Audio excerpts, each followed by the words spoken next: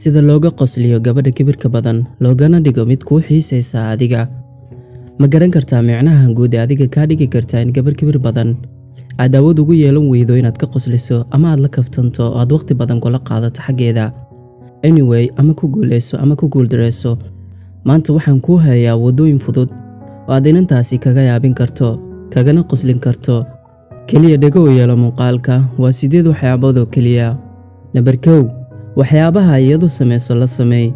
Sidee tusaale ahaan waa mid wajiga kuu bedesha marka ay ku aragto, adiguna ha qoslin hana dhoola cadeen sida ay sameysay la sameey oo wajiga bedelo. Kadibna ku dheh waxaan isku dayay inaan wajigayga ka dhigo sidaada oo kale, laakiin waxaan fahmay in tan ay ka mid tahay calaamadaha jacaylka ee aad ii qabta aniga. Soo la yaab ma ahan qof kibir badan haddana la leeyahay waad i jeceshahay. Markiiba waxa afkeedii soo gudbi kara dhoola cadeyn, waana fursad aad u weyn oo aad kaga yaabin karto misna ay kaga fikiri karto. Sidoo kale waxaan la yaab la noqon kartaa kalsoonidaada oo waxaa awoodi kari waayay rag badan inay la hadlaan, adiguna si geesinimo leh ayaad ugu soo bandhigtay waxa aad dareemayso. Taasina waxay tahay kalsooni dheeri ah. Ma ogtahay dumarku in had iyo jeer ay jecel yihiin amase ka helaan ragga aadka isugu kalsoon. Tan labaad, abaayo sidan waad ku qurux badan tahay, laakiin waxaa kasii qurux badnaan lahayd inaad wax yar oohinaad isugu daydo si aad u sii qurux badnaato. Hey bro, ha degdegin, tan waa mid fani ah. waxaadna dhihi kartaa keliya markaad saaxiib la tahay gabar kibir badan ayna idinka dhexayso aqoon yar balse aysan sidaa u weynayn. Hadalkan waa mid aad kaga yaabin karto, sidoo kale ka dhigi kartaa mid ka fikirta adiga. waxa ayna ka fikiri kartaa habkaad u dhahday iyo waxyaabaha aad ku keentay. qof si aad u hesho waxaad ku qasban tahay inaad maankiisa qabsato, maankiisa si aad u qabsatana waxaad ku qasban tahay inaad fikir badan ku abuurto. Tan saddexaad, markaad aragto iyadoo sii socota adiguna aad rabto inaad hadal kula bilowdo, hey sidaan ku dheh, fiiri abaayo, lacalla haddii aan anigu lahaan lahaa dhulkan aad ku dul socoto, ilaahay ka sokow lacag ayaan kugu siin lahaa si aad maalin walba u soo marto. sabab socodkaaga qurux buu ka dhigayaa dhulkan, laakiin waxaa fiicnaan lahayd inaad maalin kasta halkan soo martid. By the way, aan iska kaa baro halkaasi jaanis fiican ayaa ku yaala. weliga muhiimadaada horey ha kaga hadlin, taasi waxay dayici kartaa fursado badan oo aad heli lahayd. sidaa awgeed waddo waan kuu furay, waxaan kugu ogahay xariifnimo.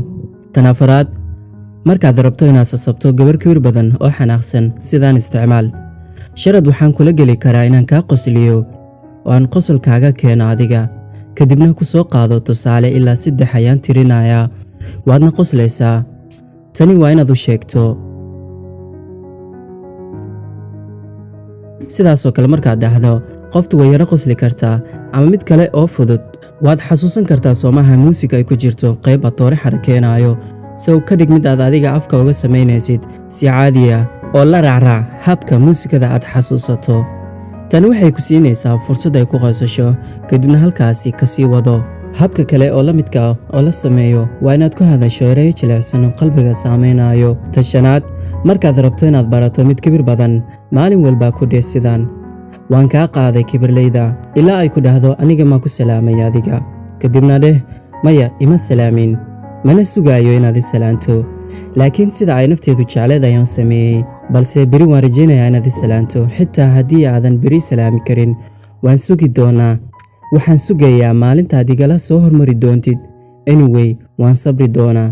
haddii aysan ku salaamin xitaa waxba ha u arkin, koos waxaa macquul ah in weli aysan kula qabsan adigu. sidaasna samey maalin walba ilaa ay kaa dhahdo adi weli ma igu wadaa, ma kaa deynaayo ilaa aad iga salaantid adiga. waan ogahay waad yara kibir badan tahay, laakiin hubaal kibirkaaga ma jiro qalbigaaga. soo midna xusuusnow, waa inaad yeelato karti aad kula hadli karto. talixaad, adigu u muuqo mid ay ka muuqato kalsooni badan. waxaad ogaataa dumarku inaysan jecleen qofka cabsida badan, xishoodka badan iyo qofka xirxiran. marka waxaad u baahan tahay inaad isticmaasho dabeecadaha kale sida furfurnaanta, faniga, kalsoonida badan, mid u labistaa sida boqortooyo, mid angamban. intaasi waxaa macquul ah inaadan lahayn, balse isku yara dhib si aad u soo saarto naf qurux badan. way fududahay qofta inaad si fudud ku qabato, laakiin marna lagama yaabo qof naftiisa ka dhacsan tahay inaad jaanis siiso. sidoo kale ha aaminin gabar kibir badan inaysan kula hadlayn markaad in badan ku laalaabato waxay la qabsanaysaa dabeecadaada wayna ku fahmi doontaa. 7 tani waxaad isticmaashaa marka aadan aqoonin qofta aadna rabto inaad hadal la bilowdo. kibir ay dadka kugu sheegaan, laakiin waan ka xumahay ma lihid mid u dhigma kibirkayga. mana arkaayo kibir badan oo aad adigu leedahay, waxaanse arkaa furfurnaantaada. bro hana u muuqan mid kibraayo, keliya dhoolla caddeyn yar u samey markaad la hadlayso. qodobkani waa mid gooni ah wuuna ka duwan yahay midkii koowaad, oo kan wuxuu ahaa iska dhig sida iyadu tahay, laakiin kan hadal ay la jirto dhoolla caddeyn ku bilow. dumarka si kastoo ay u qalafsan yihiin ama u kibir badan yihiin, waxa ay ka siman yihiin jacaylka ay jeclaadaan qofka furfuran, sheekada badan, dhoolla caddeeya, kana qoslin kara maalintoo dhanna aanan caajisayn, xishoodkuna aan ku badnayn. sidoo kale waxayna aad u qadariyaan midka aanan tusin baahi badan. 8 ha ka shakin hadalka ay ku oran doonto.